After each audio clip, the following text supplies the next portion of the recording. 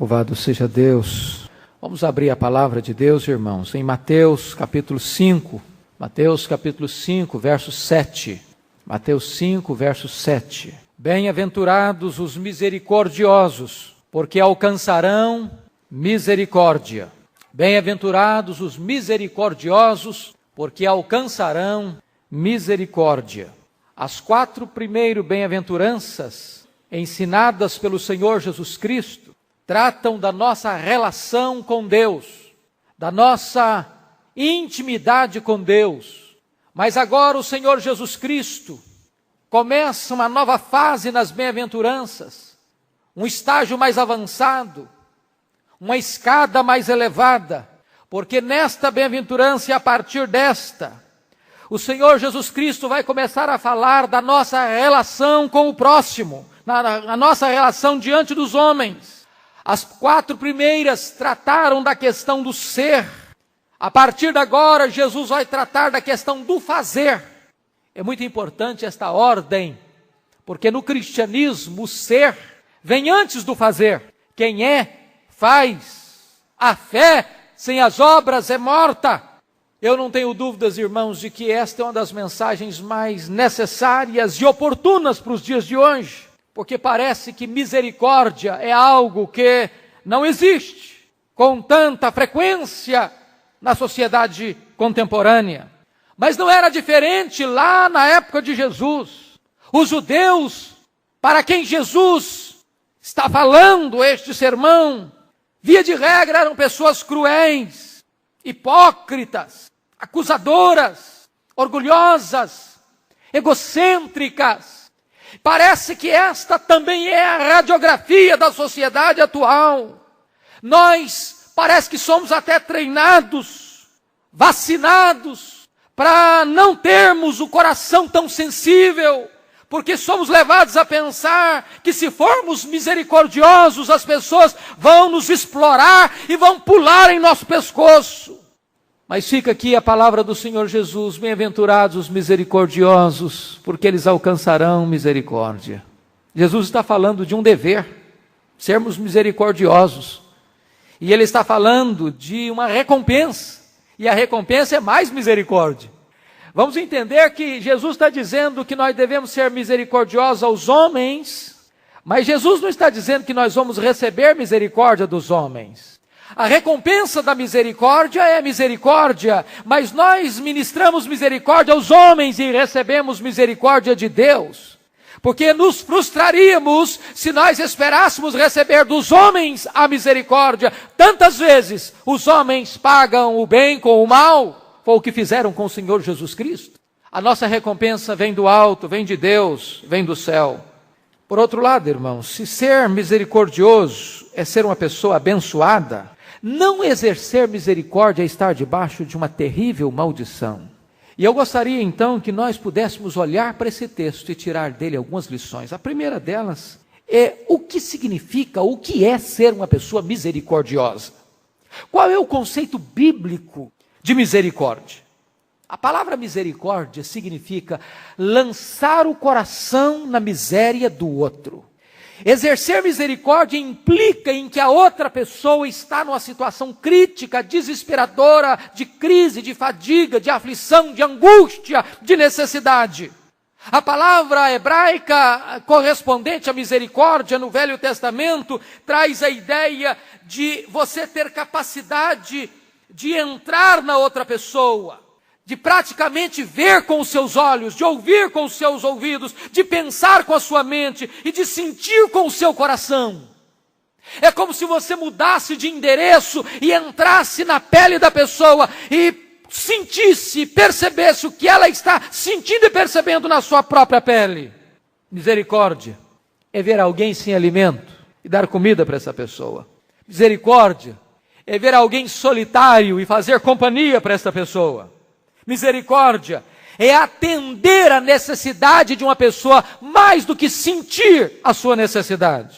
Às vezes nós até choramos, às vezes nós até nos comovemos, às vezes nós até batemos no peito e lamentamos. Que tragédia, que problema enorme. Mas isso não é misericórdia à luz da Bíblia. Misericórdia é quando você sai do estágio do sentimento para a ação, para a prática. O exemplo mais clássico que nós encontramos na Bíblia sobre misericórdia é o exemplo do Senhor Jesus Cristo. Ele foi misericordioso, em grau superlativo. Ele curou os enfermos, ele alimentou os famintos, ele abraçou as crianças, ele foi amigo dos pecadores, ele entrava na casa das pessoas escorraçadas pela sociedade, ele tocava os leprosos, ele fazia com que os solitários se sentissem amados, ele consolou os aflitos, perdoou os que haviam caído em opróbrio. Isto é misericórdia. Misericórdia é a capacidade de se envolver com alguém que está sofrendo, e socorrer este alguém, e ajudar este alguém. Misericórdia não se exerce com palavras, mas com atos, com ações, com atitudes. O apóstolo Paulo, quando ele está escrevendo para a sua segunda carta aos Coríntios, e quando ele estava levantando uma oferta especial para a igreja pobre de Jerusalém, da Judéia, ele disse que Deus nos concedeu a graça de ofertar aos santos. Ele entendia que a misericórdia, o socorrer o aflito, em vez de ser um favor que nós fazemos ao aflito, é uma graça de Deus a nós, de nós nos aparentarmos, de parecermos com o Senhor Jesus e demonstrarmos pelas nossas atitudes a verdadeira face do Pai, que é um Deus misericordioso. Daí, queridos irmãos, a fonte da misericórdia nunca é do nosso coração natural. Nunca ninguém é naturalmente misericordioso. Bem-aventurados os misericordiosos. Jesus não está falando de alguém que já nasce assim, com esta inclinação, com este pendor, com esta tendência, com esta generosidade. Jesus está falando de algo que só alguém que tem um novo coração, uma nova mente, uma nova vida, que nasceu de novo, pode realizar esta gloriosa obra da misericórdia na vida de outras pessoas. Chama a sua atenção para um segundo aspecto da mensagem. Vários tipos de misericórdia. Como é que nós podemos demonstrar misericórdia a alguém? Primeiro ponto, a misericórdia deve ser estendida às almas das outras pessoas.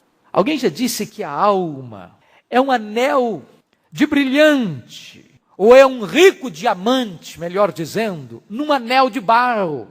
É um rico diamante num anel de barro. Jesus diz que nós deveríamos temer, não aqueles que matam o corpo, mas não podem matar a alma. Se nós então entendemos que a alma é o timbre da imagem e semelhança de Deus em nós, não há maior ato de misericórdia do que ter compaixão pelas almas. Agostinho, o grande pai da igreja do século V, disse o seguinte, que se nós choramos pelo corpo morto, de onde a alma partiu, quanto mais deveríamos nós chorar pela alma que se apartou de Deus. Às vezes choramos pelo corpo, de onde a alma partiu, mas não choramos pela alma que partiu da presença de Deus, e às vezes foi banida para sempre e sempre da presença de Deus. Como é que nós podemos exercer misericórdia? Nós podemos exercer misericórdia advertindo as pessoas acerca do terrível perigo que elas se encontram no seu estado de rebeldia contra Deus. Existe, meus amados irmãos, aquilo que nós poderíamos chamar de cruel misericórdia. Sabe o que é uma cruel misericórdia? É aquela pessoa que vê o pecador no seu pecado e diz o seguinte, eu não quero constranger essa pessoa, eu não quero melindrar essa pessoa, eu não quero ferir a susceptibilidade dessa pessoa, eu não vou falar para ela porque ela vai ficar ofendida, ela vai ficar triste, eu vou aborrecê-la, eu vou deixá-la quietinha, sossegada, eu não vou incomodá-la. Isso é cruel misericórdia. Você pode imaginar alguém caminhando por um abismo, e você sabe que na frente é um abismo, e você não vai falar nada para ela. Seria isso misericórdia? Você está diante de uma pessoa no incêndio, a casa pegando fogo, e você passa e vê essa pessoa na iminência da morte, e você não faz nada, e você não fala nada, e você nada faz para resgatá-la do fogo. Seria isso misericórdia? A Bíblia diz que nós devemos arrebatar as pessoas do fogo. É melhor ser alertado sobre o inferno do que ir para o inferno. Mas ainda, em segundo lugar, nós devemos ser misericordiosos, irmãos, não apenas com as almas, mas devemos ser misericordiosos com o nome das pessoas. Com o nome das pessoas. A Bíblia diz que o bom nome vale mais do que riquezas. Nenhuma pérola é mais bela, é mais rica para adornar a vida de uma pessoa do que o seu próprio nome. Entretanto, a Bíblia diz que a garganta do ímpio é como sepulcro que enterra o bom nome das pessoas. É uma grande crueldade destruir a reputação e o nome de uma pessoa. E como se pode fazer isso? Em primeiro lugar, através do orgulho. O que é o orgulho? O orgulho é quando nós, pela nossa inclinação pecaminosa, não nos alegramos com a vitória dos outros. Vocês já perceberam que é mais fácil chorar com os que choram do que se alegrar com os que se alegram? Qual é a sua atitude quando alguém vem contar a você uma bênção, uma vitória? Quando você está, às vezes, procurando emprego e alguém chega para você e diz: olha, eu fui promovido no meu emprego. Você se alegra com essa pessoa. A pessoa que tem orgulho, ela se entristece com a vitória do outro. É aquela história que já contei aqui certa feita para vocês, da cobra e do vagalume. A cobra perseguindo o vagalume. E certa hora o vagalume parou e disse: eu posso fazer uma pergunta para você? E a cobra disse: olha, eu não faço muitas concessões não, mas vamos lá. E o vagalume perguntou para a cobra: eu te fiz algum mal? Não, você não me fez nenhum mal. Eu faço parte da sua cadeia alimentar? Não, você não faz parte da minha cadeia alimentar. Mas então por que você está me perseguindo? E a cobra respondeu para o vagalume: porque eu não tolero ver você brilhar. Há pessoas que não se alegram com a vitória do outro, com o triunfo do outro, com o sucesso do outro. A outra coisa, queridos, que pode levar-nos a minar o nome das pessoas é a inveja. O invejoso é aquele que deseja o que é do outro, o lugar do outro, a reputação do outro, e se entristece, não porque não tem, mas porque o outro tem. Eu olho na Bíblia, por exemplo, quando Eliabe fica aborrecido com Davi, porque Davi vai levar um lanche a pedido e ordem do seu pai, Jessé, para Eliabe e seus 2 irmãos que estão na guerra. E Davi se propõe a enfrentar o gigante por causa da glória de Deus. Quem é este incircunciso filisteu para afrontar o exército do Deus vivo? E quando Eliabe, que já tinha fugido do gigante 80 vezes, juntamente com a soldadesca de Saul, escutou Davi dizendo que tinha coragem para enfrentar o gigante, ele olha para Davi e diz: quem é você, rapaz? Você é um presunçoso, você é um maldoso, com quem você deixou aquelas poucas ovelhas no deserto? Por causa da inveja, ele começa a questionar as motivações do seu irmão, começa a desprezar o seu irmão, começa a humilhar o seu irmão. De que maneira que as pessoas manifestam essa falta de misericórdia com o nome das pessoas? Em primeiro lugar, quando elas expõem os pecados das pessoas. Meus irmãos, a Bíblia diz que aquele que ama encobre multidão de pecados. Mas aquele que não tem misericórdia tem um prazer mórbido de espalhar boatos, de comentar as fraquezas, os fracassos do outro. Parece que ele sente uma compensação espiritual em denegrir a imagem do outro, para que pelo menos a sua imagem se eleve um pouco. A Bíblia diz que o caluniador, a palavra caluniador no grego é diabolos. Segunda maneira é quando passamos para frente o que ouvimos dos caluniadores. Às vezes não somos a fonte primária, mas somos o canal, o instrumento mediante o qual uma informação terrível, deletéria, negativa, maledicente, vai adiante, se espalha como fogo na pólvora. A Bíblia diz em Levíticos 19:16, não andarás como mexeriqueiro entre o teu povo, não atentarás contra a vida do teu próximo. Êxodo 23:1 diz, não espalharás notícias falsas, nem darás mão ao ímpio para seres testemunha maldosa. Irmãos, o pecado que mais a alma de Deus abomina, diz a Bíblia em Provérbios 6, é aquele que espalha contenda entre os irmãos. É aquele que leva e traz. É aquele que quer que as pessoas sejam inflamadas umas contra as outras. Sabe quando nós cometemos esse pecado de falta de misericórdia com o nome das pessoas? Quando diminuímos o valor e a dignidade das pessoas. Você chega às vezes e faz um determinado comentário de elogio, de destaque. E a pessoa escuta e diz, mas tem isso, tem aquilo e tem aquilo outro. Meus amados, a Bíblia diz que nós devemos preferir uns aos outros em honra. Em honra. Tiago diz, não faleis mal uns dos outros, porque quem fala mal do irmão, fala mal da lei de Deus, que nos ordenou amar uns aos outros. Quando nós falamos mal uns dos outros, nós nos constituímos juízes uns dos outros. Sabe quando nós incorremos neste pecado? Também quando nós nos silenciamos diante da calúnia às outras pessoas. Quando os discípulos foram acusados no Pentecoste de estarem bêbados, o apóstolo Pedro se levantou para defendê-los e logo disse, não, irmãos, eles não estão bêbados. O que aconteceu aqui foi o que aconteceu na profecia de Joel. O Senhor derramou do seu Espírito, não permitindo que aquela notícia atravessada, equivocada e falsa se espalhasse em Jerusalém. Mas ainda, em terceiro lugar, nós devemos ser misericordiosos com aqueles que já estão feridos. A Bíblia diz algo maravilhoso sobre Jesus, diz assim, ele não esmaga a cana quebrada, nem apaga a torcida que fumega. É fácil bater em quem já está caído, muito fácil. É fácil pisar naquele que já está no chão, mas esta não é a ação de alguém misericordioso. Certa feita, os escribas apanharam a mulher em flagrante adultério e arrastaram-na como um objeto execrável e jogaram-na aos pés do Senhor Jesus, dizendo, a lei ordena que tais mulheres sejam apedrejadas, e tu o que dizes? Aquela mulher já estava humilhada, envergonhada, ultrajada. Era fácil arrastá-la na rua como objeto descartável. Mas Jesus olhou para aquela mulher com compaixão, benignidade, e diz, mulher, eu não te condeno. Vai e não peques mais. Esta é uma ação de misericórdia.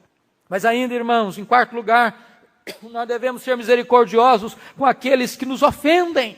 Misericordioso com quem lhe fere. Estevão orou ao Senhor sendo apedrejado, dizendo, Senhor Jesus, não lhes imputes este pecado. Querido irmão, a Bíblia diz que você tem que abençoar os que perseguem você e orar pelos seus inimigos. A Bíblia diz que se seu inimigo tiver fome, você deve dar a ele de comer. Se ele tiver sede, você deve dar a ele de beber. O misericordioso é a pessoa que perdoa ofensa, que não registra mágoas, que não guarda rancor, que não armazena ira, que vence o mal com o bem. Porque quem não perdoa não pode ofertar, não pode adorar, não pode ser perdoado. Quem não perdoa adoece, quem não perdoa é flagelado, quem não perdoa não tem misericórdia. O juízo é sem misericórdia para aquele que não exerce misericórdia, diz Tiago capítulo 2, verso 13. Mas queridos, mais ainda, em quinto lugar, devemos ser misericordiosos com os necessitados. Devemos acudir os necessitados. A Bíblia diz, no Salmo 41, bem-aventurado é aquele que acode o necessitado. O Senhor o livra no dia do mal. O Senhor o protege. O Senhor preserva-lhe a vida e o faz feliz na terra. Não o entrega à discrição de seus inimigos. O Senhor o assiste no leito da enfermidade e na doença lhe afofas a cama. A Bíblia diz que nós temos que abrir a alma ao faminto. E então diz a Bíblia, só então a tua luz nascerá nas trevas, e a tua escuridão será como meio-dia. A Bíblia diz que nós temos que ser generosos, irmãos, em ajudar, em socorrer aqueles que estão necessitados à nossa porta. Se alguém chegar necessitado de comida, necessitado de roupa, e você dispensá-lo, e você mandá-lo embora, diz, vai em paz, meu irmão, Deus te abençoe, e não lhe der comida, e não lhe der roupa, como pode permanecer em você o amor de Deus? Mas eu quero olhar um outro aspecto desse texto. Vamos olhar quais são as razões que a Bíblia nos oferece para nós sermos misericordiosos. A primeira razão que nós devemos ser misericordiosos é porque quando Deus nos criou, Deus tinha um alvo, Deus tinha um projeto, Deus tinha um objetivo. Sabe qual foi o grande projeto de Deus ao criar você? É que você fosse misericordioso. A Bíblia diz assim, nós somos feitura de Deus, criados em Cristo Jesus para as boas obras. Você foi criado para isso, querido. Tudo que Deus criou com um objetivo específico. Deus criou o sol para brilhar e aquecer. Deus criou a lua para iluminar a noite. Deus criou a chuva para regar a terra. Deus criou as plantas e elas produzem segundo a sua espécie. Tudo que Deus criou cumpre o seu papel conforme estabelecido na criação. E Deus criou você e a mim para que nós exercêssemos misericórdia.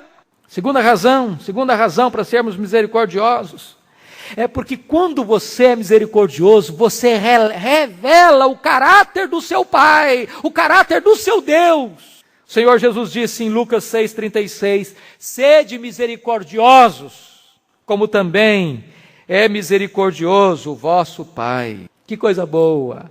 Quando você exerce misericórdia, você está parecido com o seu Pai. Isso revela que você verdadeiramente é filho de Deus. Você pertence à família de Deus.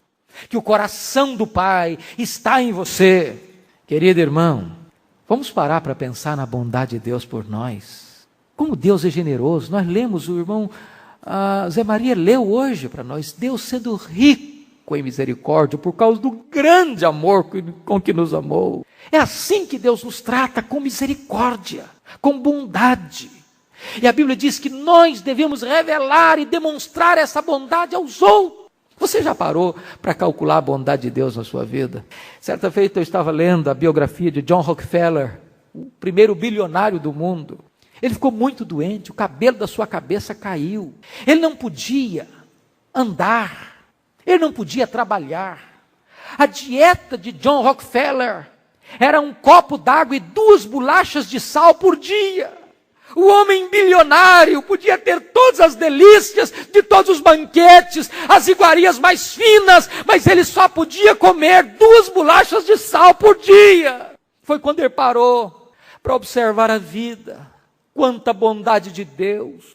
Quantas vezes você tem pão com fartura na sua casa e você reclama e você murmura. Quantas vezes você rejeita o pão que Deus lhe dá com reclamações, quando Deus está lhe dando saúde. Quantas vezes você reclama quando você tem um teto para morar, quando você tem uma família, quando você tem filhos que amam você, quando você tem um cônjuge que cuida de você. Quantas vezes você reclama da vida quando você tem amigos, quando você tem irmãos, quando você tem Deus, quando você tem tudo. Quão ricas são as misericórdias de Deus por nós. Ele nos perdoou, Ele nos justificou, Ele nos adotou, Ele nos selou como propriedade dEle. Outra razão que nós temos para sermos misericordiosos, queridos, é que a Bíblia diz que quando você exerce misericórdia, isso é como um sacrifício agradável a Deus. Está lá em Hebreus 13:16, não negligencieis igualmente a prática do bem e a mútua cooperação, pois com tais sacrifícios Deus se compraz. É quando você enfia a mão no bolso e socorre alguém aflito. É como se você estivesse fazendo uma linda oração para Deus. É como se você estivesse cantando uma música suave aos ouvidos de Deus. Isso é um sacrifício que agrada o coração de Deus. A Bíblia diz em Atos 10:4, acerca de Cornélio, o anjo lhe disse: Cornélio, as tuas orações e as tuas esmolas subiram para a memória diante de Deus. Que coisa boa, queridos. Quando você ajuda alguém, isso sobe à presença de Deus como um aroma suave. Mas a última razão por que nós devemos exercer misericórdia, irmãos, é porque um dia nós daremos conta da nossa administração. Presta conta da tua administração, disse o Senhor Jesus. Um dia nós vamos comparecer diante do Senhor. E naquele dia, os homens serão julgados e condenados, porque os famintos bateram à sua porta com fome. E esta pessoa não deu de comer ao faminto. Porque o nu chegou à sua casa pedindo roupa e ele não deu roupa para o nu. Porque o doente estava precisando de uma visita e ele nunca foi lá visitar. Porque alguém um dia chegou na sua casa precisando de um leito para dormir, para sair da voragem da noite, e ele trancou a sua casa e não abriu a sua casa. Jesus Cristo disse: apartai-vos de mim. O último ponto da minha mensagem são as recompensas prometidas aos misericordiosos. Vejam vocês que eles receberão de Deus exatamente o que vão dar para os outros. Bem-aventurados os misericordiosos, porque alcançarão misericórdia. E Jesus está dizendo o seguinte: quando você é misericordioso, você é feliz. Você é feliz. Não é feliz aquele que tenta reter tudo para si. Não. Se você ler lá em Tiago capítulo 5, Diz a Bíblia que os ricos que estavam retendo com fraude o salário do jornaleiro, e guardando para si, e o jornaleiro está sofrendo fome e necessidade, e ele está não apenas explorando, mas retendo com fraude o seu salário, e mais ainda comprando os tribunais, para que os tribunais julguem favoravelmente a eles. Diz a Bíblia que esse ouro, que essa prata vai virar ferrugem e vai se tornar combustível para queimar a carne dessas pessoas que não exerceram misericórdia. Essas pessoas não são felizes, irmão. Não são felizes. A Bíblia diz: mais bem-aventurado é dar do que receber. A alegria de dar é maior do que a alegria de receber. Meu amado irmão, você não é tão rico que não possa receber, e você não é tão pobre que não possa dar. Demonstre generosidade, querido. Paulo diz que quando você ajuda alguém, quando você contribui para alguém, quando você abençoa alguém, este alguém se volta para Deus em ações de graças e se torna um seu intercessor. Mas, queridos irmãos, precisamos deixar muito claro que ser misericordioso não é o meio de ser salvo, mas é o meio de demonstrar que se está salvo pela graça de Deus. Você vai receber a recompensa nesta vida. Você vai ser uma pessoa abençoada. Bem-aventurado aquele que acode o necessitado. Seu nome vai ser abençoado. Diz a Bíblia no Salmo 112, 5 e 6, ditoso é o homem que se compadece e empresta. Não será jamais abalado, será tido em memória eterna. Que coisa boa, você vai morrer. E daqui a pouco, os seus filhos, os seus netos, os seus bisnetos vão escutar: olha, o seu avô, o seu bisavô foi um homem misericordioso, a sua avó, a sua bisavó foi gente generosa. Seu nome vai ficar como memorial eterno para as gerações. Que coisa boa. Você não apenas terá o seu nome abençoado, querido, você será abençoado em sua prosperidade. Diz a Bíblia no Salmo 11, 25, que a alma generosa prosperará. Prosperará. Quando você dá, você está fazendo uma semeadura, diz o apóstolo Paulo. Quem semeia com fartura, com abundância ceifará. Gente suvina, gente de coração fechado, de bolso fechado, gente que nunca se compadece, é gente que tranca as próprias janelas dos céus sobre a sua cabeça. Você será abençoado ainda em sua posteridade. Diz o Salmo 37, 26, é sempre compassivo e empresta, e a sua descendência será uma bênção. Você quer abençoar seus filhos? Você quer abençoar seus netos? Você quer que a sua descendência seja abençoada na terra? Meu irmão, seja generoso. Mas a Bíblia diz que você será abençoado com vida longa. Vida longa. Bem-aventurado que acode ao necessitado, o Senhor o livra do dia do mal, o Senhor o protege e preserva-lhe a vida. Ele faz feliz na terra. Mas finalmente, queridos, a Bíblia diz que você vai ter uma recompensa, não só aqui nesta terra, mas você vai ter uma recompensa na vida por vir.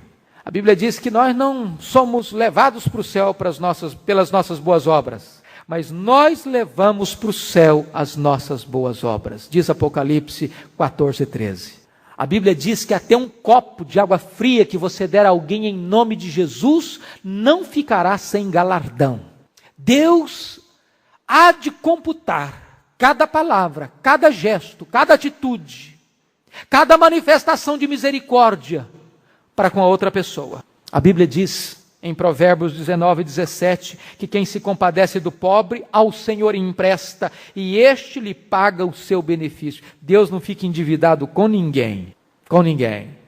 E a palavra de Deus então termina e diz assim, que no dia do juízo, o Senhor vai se voltar aos que estiverem à sua direita e vai dizer: vinde, benditos de meu Pai, entrem na posse do reino, porque eu tive fome e me deste de comer. Eu estive com sede e me deste de beber. Eu estive nu e me vestiste. Eu estive preso e fostes ver-me. Doente e me visitaste. Forasteiro e me abrigaste. E essas pessoas vão te perguntar: mas Senhor, quando te vimos assim? E Jesus lhes dirá: todas as vezes que fizestes a um desses pequeninos, a mim o fizeste. Que bênção, que recompensa gloriosa, que recompensa eterna. Eu pergunto: seu coração é misericordioso? Você sente a dor do outro? Você abre o seu coração para o outro? Você abre o seu bolso para socorrer o aflito e o necessitado. Você se importa com as pessoas que choram, que carecem de cuidado, de amor, de socorro. Você se importa com a reputação dos outros. Você tem usado o que Deus lhe deu para abençoar as outras pessoas. O mundo é melhor porque você existe. Curva sua fronte, por favor. Vamos orar ao Senhor.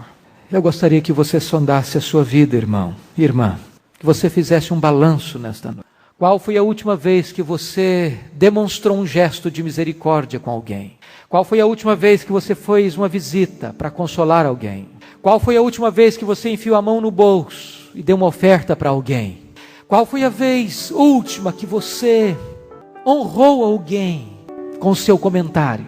Bem-aventurados os misericordiosos, porque eles alcançarão misericórdia. Eu espero em nome de Jesus que o Espírito Santo aplique esta palavra na minha vida e na sua vida. Que esta igreja seja mais parecida com o nosso Pai. Sede misericordiosos, como misericordioso é o vosso Pai Celeste. Que esta igreja seja mais parecida com o Senhor Jesus, que foi o padrão absoluto da misericórdia entre os homens. Que Deus abençoe a sua vida nesta noite, meu irmão, minha irmã.